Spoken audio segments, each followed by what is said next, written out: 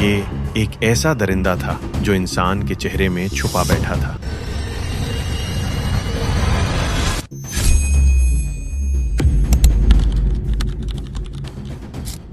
Video में सब कुछ बिल्कुल नॉर्मल लग रहा है। एक छोटी बच्ची आराम से चलती हुई और उसके साथ एक बूढ़ा आदमी। लेकिन अगले कुछ मिनटों में उस बच्ची के साथ जो होने वाला था उसे सुनकर आपकी रूह कांप जाएगी, क्योंकि कैमरे में दिख रहा ये आदमी कोई इंसान नहीं था। ये एक ऐसा दरिंदा था जो इंसान के चेहरे में छुपा बैठा था। और सबसे डरावनी बात, जब ये बच्ची उसके साथ जा रही थी उसे बिल्कुल भी अंदाजा नहीं था कि वो मौत की तरफ बढ़ रही है। ये मामला है पुणे जिले की भोर तहसील का, एक शांत गांव जहां लोग एक दूसरे को नाम से जानते थे। गर्मी की छुट्टियों में 4 साल की मासूम बच्ची अपने नाना नानी के घर आई हुई थी। घर वालों के लिए वो खुशी थी, पूरे घर की जान थी। उस दिन शाम को वो घर के बाहर खेल रही थी। सब कुछ बिल्कुल सामान्य था, लेकिन तभी वहां आता है 65 साल का भीमराव कांबले, एक ऐसा आदमी जिस पर गांव वालों को कभी शक नहीं हुआ। वो बच्ची के पास आता है, उससे प्यार से बात करता है, उसे बहलाता है और फिर धीरे धीरे उसका हाथ पकड़कर अपने साथ ले जाने लगता है। सीसीटीवी फुटेज में बच्ची बिल्कुल शांत दिखाई देती है, ना डर ना घबराहट, क्योंकि उसे नहीं पता था कि जिस आदमी का हाथ उसने पकड़ा है वो कुछ ही देर में उसकी जिंदगी छीन लेगा। कुछ मिनट बाद बच्ची अचानक गायब हो जाती है। शुरुआत में परिवार वालों को लगा शायद आसपास खेल रही होगी, लेकिन वक्त गुजरता गया और बच्ची का कोई पता नहीं चला।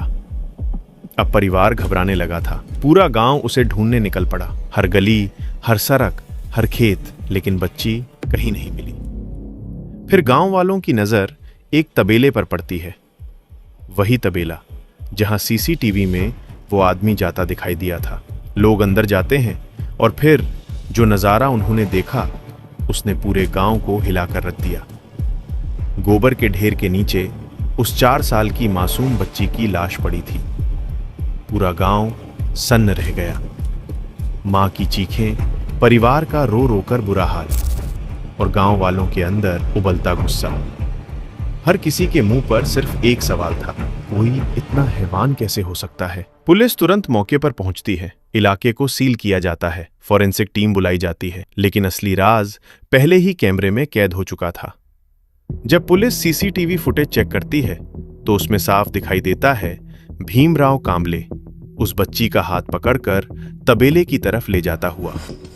पुलिस तुरंत उसे हिरासत में लेती है। शुरुआत में वो झूठ बोलता है, बहाने बनाता है, खुद को बचाने की कोशिश करता है, लेकिन जब पुलिस उसके सामने सबूत रखती है तो वो टूट जाता है और फिर अपनी हैवानियत की पूरी कहानी कबूल कर लेता है।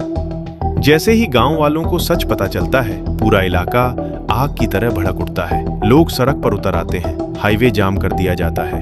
हर तरफ सिर्फ गुस्सा था। लोग एक ही बात कह रहे थे, इस दरिंदे को फांसी दो।